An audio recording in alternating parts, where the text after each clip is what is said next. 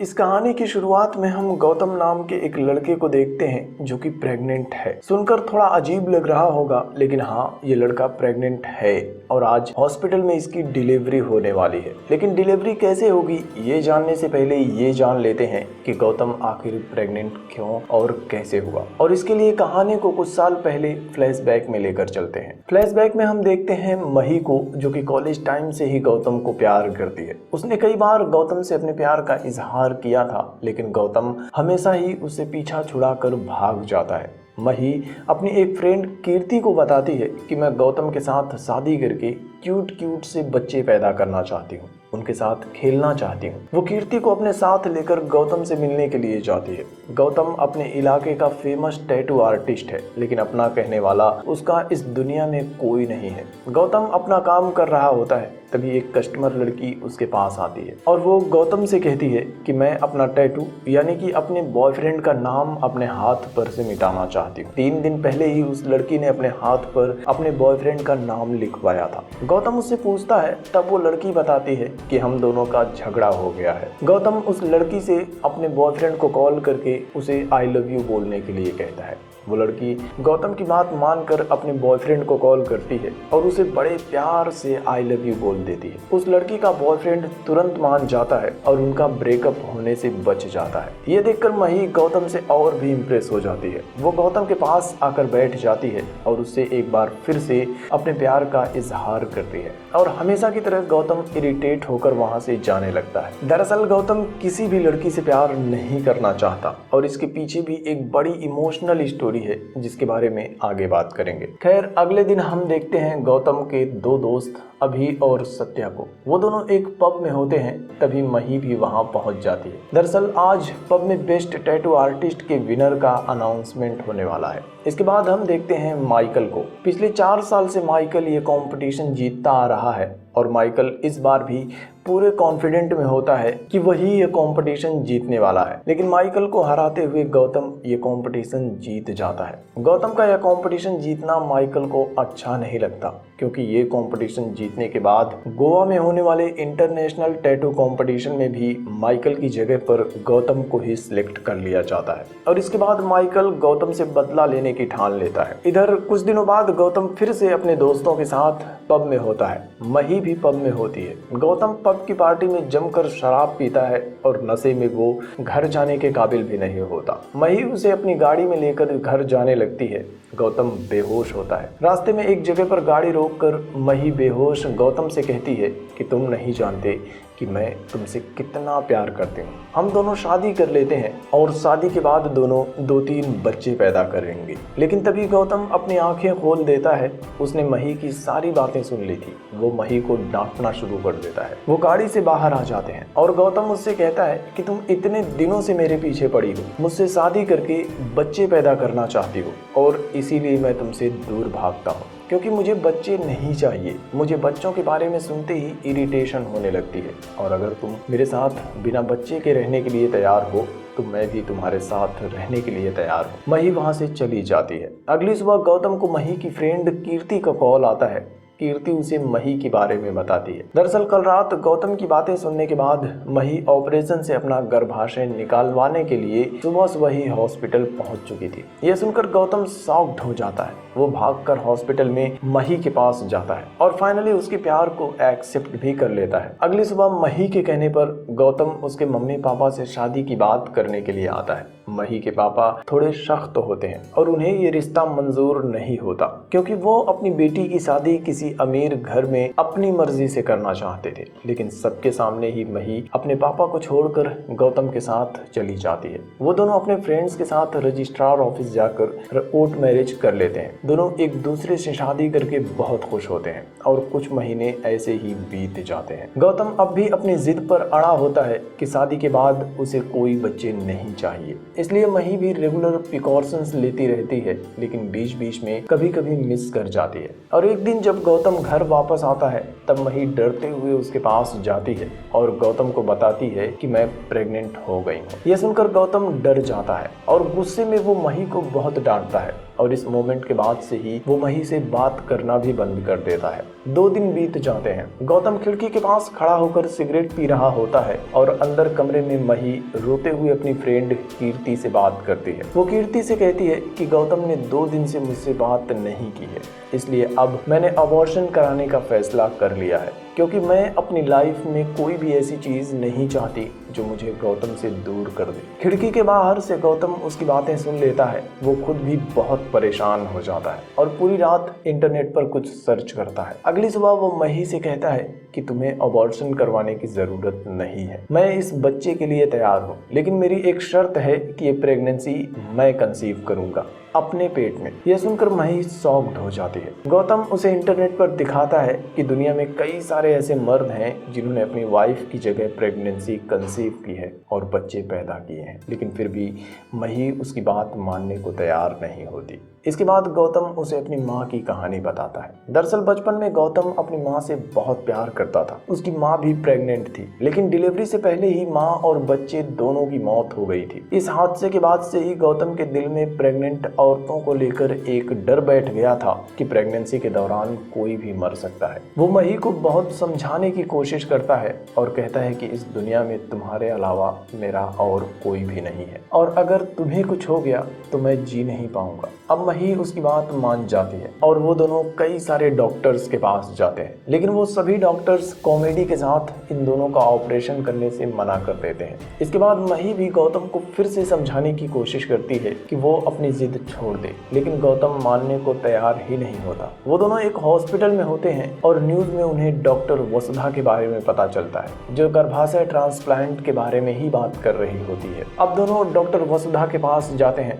वसुधा भी गौतम को बहुत समझाती है कि वो ऐसा ना करे। वो कहती है कि कुछ मर्दों ने सक्सेसफुली प्रेगनेंसी कंसीव कर ली है, इसका मतलब ये नहीं कि इसमें कोई खतरा नहीं है, और प्रेगनेंसी के 2-4% ही ऐसे केसेस हैं जिसमें किसी की मौत होती है। लेकिन गौतम फिर भी अपनी जिद पर अड़ा होता है। वो डॉक्टर को कन्विंस करने की कोशिश करता है और कहता है कि मैं किसी भी हाल में मही को भी अपनी माँ की तरह खोना नहीं चाहता। आखिरकार डॉक्टर भी उसकी बात मान जाती है और कुछ दिन बाद वो मही और गौतम को बुलाकर पूरा प्रोसेस समझाती है। वो गौतम को बताती है कि इस केस में हमें मही का गर्भाशय और उसका भ्रूण भी तुम्हारे अंदर ट्रांसप्लांट करना होगा और इसमें बहुत रिस्क भी है। खैर डॉक्टर उनका सक्सेसफुली ऑपरेशन कर देती है और गौतम बन जाता है मिस्टर प्रेग्नेंट। डॉक्टर मही को समझाती है कि उसे गौतम का बहुत ख्याल रखना होगा। इसके बाद हम देखते हैं कि कीर्ति और गौतम के फ्रेंड्स भी हॉस्पिटल में उनसे मिलने के लिए आते हैं। सत्या गौतम से कहता है कि अगर बाहर ये बात किसी को पता चली तो तुम्हें अंदाजा भी नहीं है क्या होगा। लेकिन मही उनसे कहती है कि हम बाहर ये बात किसी को भी नहीं बताएंगे, मैं बाहर प्रेग्नेंट होने की एक्टिंग करूंगी और गौतम घर के अंदर ही रहेगा। खैर वो लोग अपने घर आ जाते हैं। मही गौतम का बहुत ध्यान रखती है, लेकिन गौतम आखिरकार एक लड़का ही तो है, वो थोड़ी सी लापरवाही करता ही रहता है। वो अपने फ्रेंड्स के साथ पब में जाते रहता है और मही उसे जो भी डाइट्स और दवाइयाँ खाने के लिए देती है गौतम उन्हें फेंक देता है। और एक दिन वो दोनों बाहर घूमने के लिए जाते हैं। पास में ही कुछ लड़के तेज साउंड के साथ नाच गाना कर रहे होते हैं और उनके साउंड की वजह से गौतम इरिटेट हो जाता है, जो कि अक्सर प्रेगनेंसी में होता रहता है। गौतम उनके पास जाकर वॉल्यूम कम करने के लिए कहता है, लेकिन वो लोग गौतम और मही के साथ ही छेड़खानी करने लगते हैं। गुस्से में गौतम उनके साथ जबरदस्त फाइट करता है और फाइट करते हुए डॉक्टर भी गौतम को देख लेती है। वो गौतम को अपने हॉस्पिटल में बुलाती है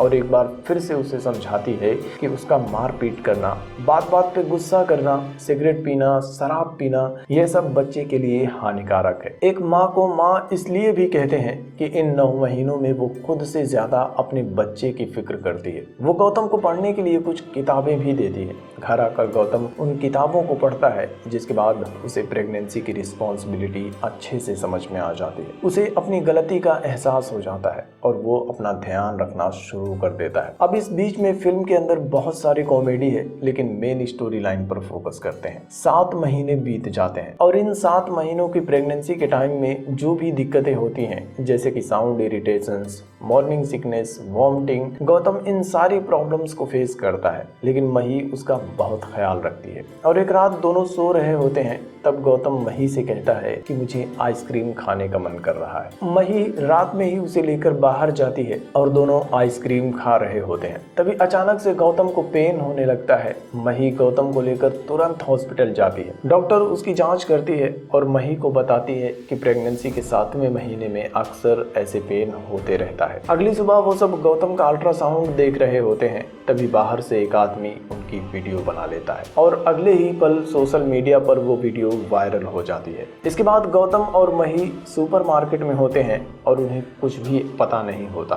तभी वीडियो देखने वाले कुछ लोग उनके पास आते हैं और गौतम का मजाक उड़ाना शुरू कर देते हैं और उनमें से एक लड़का उन्हें उनकी ही वीडियो दिखाता है। ये देखकर दोनों शॉक्ड हो जाते हैं, भागकर अपने घर जाने की कोशिश करते हैं, लेकिन मीडिया उन्हें घेर लेती है और हर कोई गौतम से बस एक ही सवाल करता है कि आखिर ये प्रेगनेंसी कैसे हुई और आगे क्या होगा। खैर किसी तरह से मैनेज करके वो दोनों अपने घर पहुंच जाते हैं, लेकिन अब उनके पड़ोसी, मही के पापा, हर कोई दोनों को ताने ही मार रहा होता है। टीवी डिबेट में भी बस इन दोनों की ही बातें होने लगती हैं। कोई कहता है कि जन्म देने का अधिकार सिर्फ औरतों का ही है और ये अधिकार उनसे कोई नहीं छीन सकता। तो कुछ लोग इंडिया की फर्स्ट मेल प्रेगनेंसी को सपोर्ट भी कर रहे होते हैं। खैर सबके अपने अपने ओपिनियन होते हैं, लेकिन ये सब कुछ गौतम और मही को बहुत परेशान करते हैं। और एक शाम मही सत्या के साथ अपनी एक फ्रेंड श्रुति की शादी अटेंड करने के लिए जाती है। श्रुति की शादी में मही की माँ भी आई हुई थी। श्रुति से मिलने के बाद सत्या अपनी फ्रेंड्स के साथ बैठी होती है और उसकी फ्रेंड्स उसका मजाक उड़ाना शुरू कर देती हैं। और एक लड़की उससे पूछती है कि डिलीवरी के बाद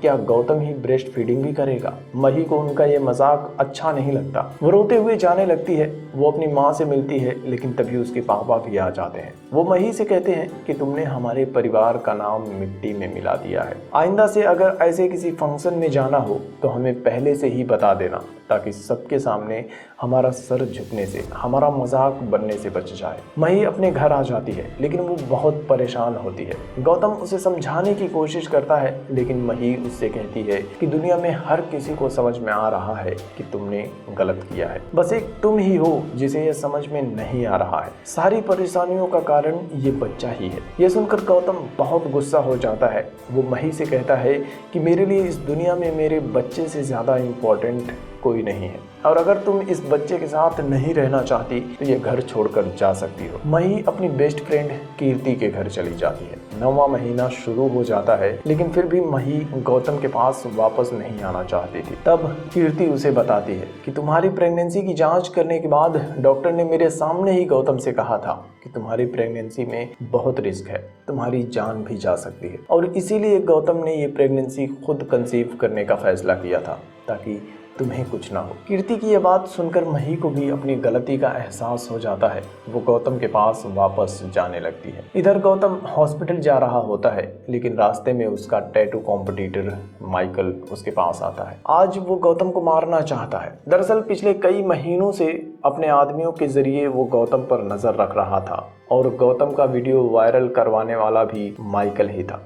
वो लोग गौतम और उसके बच्चे को जान से मारने की कोशिश करते हैं, लेकिन गौतम उन सब के साथ फाइट करके उन्हें ही मार देता है और किसी तरह से हॉस्पिटल पहुंच जाता है। आज ऑपरेशन के जरिए उसकी डिलीवरी होने वाली है। डॉक्टर ऑपरेशन की तैयारियां कर रही होती है और बाहर से मीडिया गौतम का मजाक उड़ा रही होती है। गौतम मीडिया के पास आता है और एज यूजुअल मीडिया उससे उल्टे सीधे सवाल करती है, लेकिन गौतम उन्हें अपने बारे में सब कुछ बताता है कि आखिर उसने ऐसा करने का फैसला क्यों किया। फिर उनसे कहता है कि एक माँ बनने के लिए औरतें 9 महीने तक जितनी प्रॉब्लम्स को फेस करती हैं, ये आप तभी समझ पाएंगे जब आप खुद ऐसी प्रेगनेंसी को कंसीव करेंगे।